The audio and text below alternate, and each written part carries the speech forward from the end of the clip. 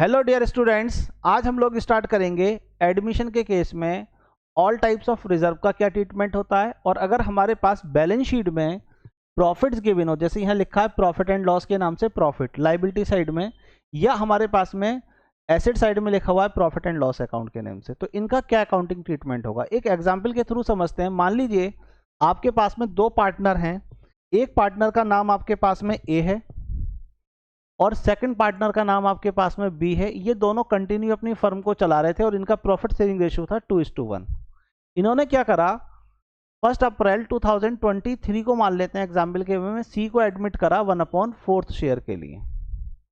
जिस समय इन्होंने 1 अप्रैल 2023 को एडमिट किया, उस टाइम की बैलेंस शीट में अगर मेरे पास में किसी भी टाइप्स का कोई रिजर्व गिवन हो तो इस रिजर्व का क्या अकाउंटिंग ट्रीटमेंट होगा। तो देखिए, सबसे पहली चीज तो ये रिजर्व जब क्रिएट होते हैं तो इसमें जो पैसा ट्रांसफर होता है वो किससे होता है, तो ये एज चार्ज नहीं है, ये एज एप्रोप्रिएशन है। जब कंपनी को प्रॉफिट होता है तो कंपनी अपने फ्यूचर की अनसर्टेन लाइबिलिटीज के लिए कुछ रिजर्व को बना लेती है। जो दो टाइप के रिजर्व होते हैं, एक स्पेशल और एक कॉमन, की जी जहां भी यूज होगा उसका यूज कर लेंगे। जैसे वर्कमैन कंपनसेशन रिजर्व एक स्पेशल टाइप का रिजर्व है, ये वर्कर्स के क्लेम के लिए बनाया जाता है। इन्वेस्टमेंट फ्लैक्चुएशन रिजर्व जो है हमारे पास में, ये आपके पास बनाया जाता है किसके लिए, ये बनाया जाता है इन्वेस्टमेंट अगर कर रही है कंपनी या फर्म तो उसके लॉस को राइट ऑफ करने के लिए इस रिजर्व को बनाया जाता है। तो ये जो दोनों रिजर्व हैं ये स्पेशल टाइप के रिजर्व हैं। नंबर दूसरी चीज, इसके अलावा जो नीचे तक लिखे हुए हैं ये रिजर्व, ये सारे के सारे जनरल रिजर्व हैं, यानी कि फर्म को जब जरूरत पड़ेगी तो इन पैसे का यूटिलाइज कर लेगी। अब ये जो अर्निंग करी गई होगी प्रॉफिट की, जब इस टाइम ट्रांसफर हुआ, क्योंकि तो बैलेंस शीट में ऑलरेडी एग्जिस्ट है, तो ये अर्निंग हुई ए और बी की, और ये ए और बी ने कमाया, इसका सी से कोई राइट नहीं है, सी का इसमें कोई राइट नहीं है। तो ऐसी सिचुएशन में जब सी एडमिट होगा तो इन रिजर्व का या ये जो अनडिस्ट्रीब्यूटेड प्रॉफिट का बैलेंस है इसका हम क्या ट्रीटमेंट करेंगे। तो एक तो नाम याद कर लीजिए कि किसी भी नाम के आगे अगर रिजर्व लिखा हुआ है, जैसे देखिए वर्कमैन कंपनसेशन रिजर्व, और रिजर्व भी हो सकता है और यहाँ पर वर्कमैन कंपनसेशन फंड भी हो सकता है। एक को ध्यान रखना, एम्प्लॉय प्रोविडेंट फंड ये लाइबिलिटी है, इसको ध्यान में रखकर चलिएगा, ये नहीं आता, ये रिजर्व नहीं है। Investment fluctuation reserve, general reserve, contingency reserve, retain earning यानी कि अनडिस्ट्रीब्यूटेड प्रॉफिट का दूसरा नाम रिटेन अर्निंग भी हो सकता है, ये भी नाम दे सकता है, और प्रॉफिट एंड लॉस अकाउंट का balance. Liability side balance given है तो ये प्रॉफिट है, और अगर ये बैलेंस एसेट साइड है तो ये आपके लिए एक तरीके से लॉस है, अनडिस्ट्रीब्यूटेड लॉस हुआ, लेकिन क्योंकि account profit and loss account से आया है तो उसी के नाम से लिखा जाता है। प्रीमिलरी एक्सपेंसेस, एडवर्टीजमेंट, सस्पेंस अकाउंट या मिसलेनियस एक्सपेंसेस, ऐसा कोई खर्चा जो हमने कैरी करा है बैलेंस शीट में, उसको राइट ऑफ नहीं करा है पीछे, तो ऐसे खर्चों को अब क्या करेंगे, तो इन पर भी, इन लॉस पर भी, और ये जो लॉस का प्रॉफिट है इसका भी राइट ए और बी का, इसका सी से कोई मतलब नहीं है। तो ऐसे केस में हमारे पास में या तो इसके लिए हम क्या करते हैं, एक एडजस्टमेंट एंट्री बनाते हैं। कौन सी एंट्री बनाते हैं बच्चों, एडजस्टमेंट एंट्री बनाते हैं। और एडजस्टमेंट एंट्री एडमिशन के केस में नहीं पूछता है, बल्कि चेंज इन पीएसआर के केस में पूछता है। वो वीडियो ऑलरेडी मैंने change in profit sharing ratio में बनाई है और उसके प्रैक्टिकल क्वेश्चंस भी कराए हैं, तो इस कॉन्सेप्ट को आप वहां जाकर क्लियर कर लीजिएगा, इसका लिंक मैंने डिस्क्रिप्शन में डाल दिया है। सेकंड चीज हमारे पास में, या हम इसको क्या कर देते हैं, रिटर्न ऑफ कर देते हैं। तो जब मैं इनको रिटर्न ऑफ करता हूं तो ऐसे केस में हमारे पास में राइट ऑफ की क्या एंट्री बनेगी, एडमिशन के केस में ये पॉइंट इंपॉर्टेंट है, इसको आप करिए। ये हो, इनकी बात भी यही हो रही है और इनके लिए भी यही होगा, या तो इनकी एडजस्टमेंट एंट्री बनेगी अगर वो कह रहा है क्वेश्चन में, तो ऐसे में हमारे पास में इसको राइट ऑफ नहीं कर रहे हैं, तो जितना शेयर इस रिजर्व में और प्रॉफिट में सी का गेन होगा इतना वो कंपनसेशन पे करेगा अपने अकाउंट से ए और बी को, ये बात की बात है। दूसरा, इसको क्या कर देते हैं, रिटर्न ऑफ कर देते हैं। अब यहां पर मैंने कहा कि दोनों केस में आपको केवल क्या करना है, रिटर्न ऑफ की एंट्री को देखना है और कोई एंट्री को नहीं देखना। हमेशा ध्यान रखिए, रिजर्व यानी कि लाइबिलिटी साइड में जितने भी बैलेंस होते हैं, इन सबके बैलेंस जो होते हैं वो सब क्रेडिट बैलेंस होते हैं, और एसेट साइड में जितने भी बैलेंस होते हैं वो सारे के सारे इन ऑल डेबिट बैलेंस होते हैं। आई होप आपको ये क्लियर होगा, नहीं है तो मैंने लिखवा दिया, ये सब डेबिट बैलेंस हैं, ये सारे के सारे क्रेडिट बैलेंस हैं। तो जब मैं इनको ट्रांसफर करूंगा ए और बी के अकाउंट में, तो ये सब क्रेडिट बैलेंस हैं, तो पार्टनर के अकाउंट में क्रेडिट हो जाएंगे, और ये जितने बैलेंस हैं ये सब डेबिट बैलेंस हैं, तो पार्टनर के अकाउंट में ही ट्रांसफर हो जाएंगे। डेबिट साइड में। और किस रेशियो में राइट ऑफ होंगे, तो ये हमेशा ध्यान रखिएगा, ओल्ड पार्टनर के ओल्ड रेशियो में राइट ऑफ होंगे। किस रेशियो में, ओल्ड पार्टनर के ओल्ड रेशियो में।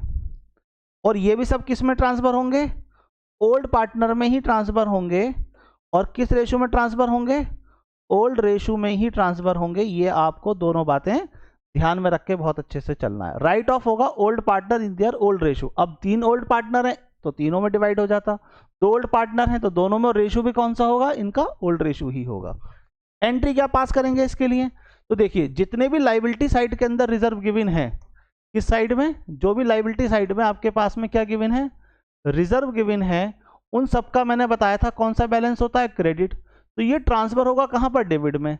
तो आपके पास में रिजर्व अकाउंट में कॉमन में लिख रहा हूं, रिजर्व अकाउंट डेबिट टू आपके पास में ओल्ड पार्टनर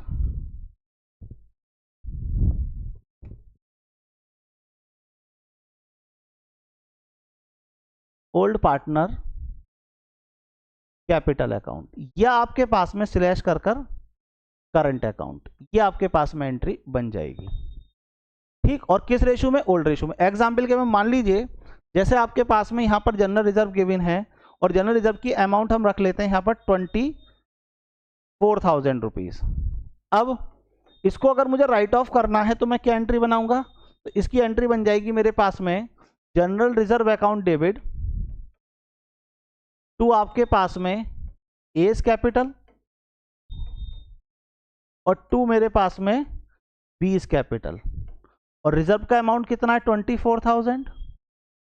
और ये यहाँ पर हमारे पास किस रेशियो में डिवाइड हो जाएगा, ओल्ड रेशियो में डिवाइड हो जाएगा, जो कितना था, 2:1 था। तो इसके अकाउंट में चला जाएगा 16,000 एंड इसके अकाउंट में चला जाएगा 8,000। इस टाइप से ये एंट्री बन जाएगी। अगर इसकी जगह वर्कमैन कंपनसेशन रिजर्व होता तो नाम आ जाता workman compensation reserve account debit to A's capital to B's capital. Investment fluctuation reserve होता तो IFR account debit to A's capital to B's capital. अगर प्रॉफिट एंड लॉस अकाउंट का बैलेंस होता तो profit and loss account debit to A's capital to B's capital. ये आपको ध्यान रखना है। इसी तरीके से जो एसेट साइड में आपके पास में एक्सपेंस हैं, उन एक्सपेंस को भी तो आप राइट ऑफ करोगे, या प्रॉफिट एंड लॉस अकाउंट का बैलेंस है तो उसे भी राइट ऑफ करोगे। और ये सारे बैलेंस कैसे होते हैं, डेबिट। तो ये डेबिट की जगह चले जाएंगे क्रेडिट, और पार्टनर में क्या हो जाएंगे, डेबिट। तो एंट्री बन जाएगी आपके पास में ओल्ड पार्टनर कैपिटल अकाउंट, अगर फ्लैक्चुरेशन मेथड है, फ्लैक्चुरेट मेथड है तो, और अगर फिक्स मेथड है आपके पास में तो करंट अकाउंट के नाम से यहां पर आ जाएगा।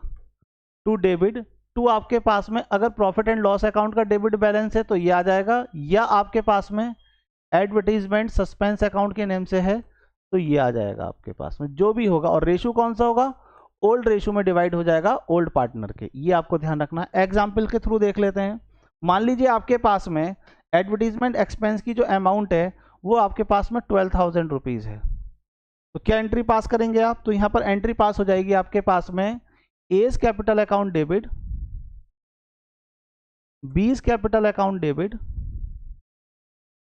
टू आपके पास में प्रॉफिट एंड लॉस अकाउंट, अगर प्रॉफिट एंड लॉस है, जबकि हमने तो एडवर्टीजमेंट लिखा था तो यहाँ एडवर्टीजमेंट लिखे देते हैं, टू आपके पास में एडवर्टीजमेंट एक्सपेंस अकाउंट। और अमाउंट लिया था हमने एग्जाम्पल के वे में 12,000, और ये डिवाइड हो जाएगा 2:1 के रेशियो में, क्योंकि ओल्ड पार्टनर ए और बी हैं और उनका रेशियो 2:1 है।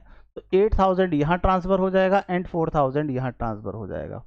इसी तरीके से अगर प्रॉफिट एंड लॉस अकाउंट का बैलेंस होता तो A's capital B's capital to profit and loss account के बैलेंस के नेम से आ जाता। एक पॉइंट और यहाँ ध्यान रख लीजिए कि आपके पास में अगर गुडविल गिवन है तो गुडविल, परचेज गुडविल होती है जो बैलेंस शीट में गिवन होती है, उसका भी सेम ही ट्रीटमेंट होता है, उसको भी राइट ऑफ कर देते हैं ओल्ड पार्टनर के ओल्ड रेशियो में। दूसरी चीज हमारे पास में अगर इसका हमसे लेजर मांग रहा है, मांग लीजिए वो कह रहा है कि पार्टनर कैपिटल अकाउंट बनाइए, तो पार्टनर कैपिटल अकाउंट में भी इनको किस टाइप से पोस्ट करेंगे वो भी मैं आपको बता देता हूं। 3 पार्टनर हैं, एक ए, एक बी और एक सी। इसी तरीके से इधर ले लीजिए ए, बी एंड सी, ये तीनों पार्टनर हो गए। सबसे पहले पार्टनरों का जो ए और बी ओल्ड पार्टनर है उनका बैलेंस को नोट कर लीजिए। नया पार्टनर अपना कैपिटल लेकर आ रहा है उसको, लेकिन हम तो अभी रिजर्व की बात करें तो जितने भी रिजर्व हैं ये सारे के सारे क्रेडिट साइड में जाएंगे। ऑल टाइप्स ऑफ रिजर्व नाम लिखेंगे आप, मैंने तो यहाँ पर आपको कॉन्सेप्ट के लिए लिख दिया ऑल टाइप्स ऑफ रिजर्व। जैसे जनरल रिजर्व है तो bye general reserve, investment fluctuation reserve है तो by investment fluctuating reserve, profit and loss account का बैलेंस है तो by profit and loss account. और ये किस में डिवाइड होगा? केवल ओनली ए में और बी में, ए में और बी में। और किस रेशियो में डिवाइड होगा? ओल्ड रेशियो में डिवाइड होगा। जितने भी एसेट साइड में गिवन होते हैं जो ये हैं, ये सब डेबिट साइड जाएंगे। जैसे हमारे पास में एडवर्टीजमेंट, एक्सपेंस अकाउंट या सस्पेंस अकाउंट या प्रॉफिट एंड लॉस अकाउंट का बैलेंस, या टू हमारे पास में गुडविल, जो परचेज गुडविल है उसको भी हम राइट ऑफ कर देंगे। और किस में करेंगे? केवल ओनली ए में, बी में, ए में, बी में, केवल इन दोनों में करेंगे। और किस रेशियो में डिवाइड करेंगे? इनके ओल्ड रेशियो में डिवाइड करेंगे, उसके अलावा नहीं होता। ये पॉइंट आपके पास हो गया। इसकी मैंने एक डिटेल वीडियो प्रैक्टिकल क्वेश्चंस भी करा रखे हैं, उसका लिंक मैंने इसके डिस्क्रिप्शन में दे दिया है, उसको जाकर आप एक बार अच्छे से देख लीजिएगा। आई होप कि ये पॉइंट आपको बहुत अच्छे तरीके से क्लियर हो गया होगा। और खास करके ध्यान रखिए, जितने भी मैंने नाम लिखवाए इन रिजर्व को देख लीजिएगा, कोई सी भी बुक उठाकर देख लीजिए, इनके बाहर आपको कोई भी नाम नहीं मिलेगा, इनके बाहर आपको कोई भी नाम नहीं मिलेगा। ये आपको दो पॉइंट को मैंने अच्छे से क्लियर कर दिया है। आई होप कि आपको बहुत अच्छे से क्लियर हो गया होगा।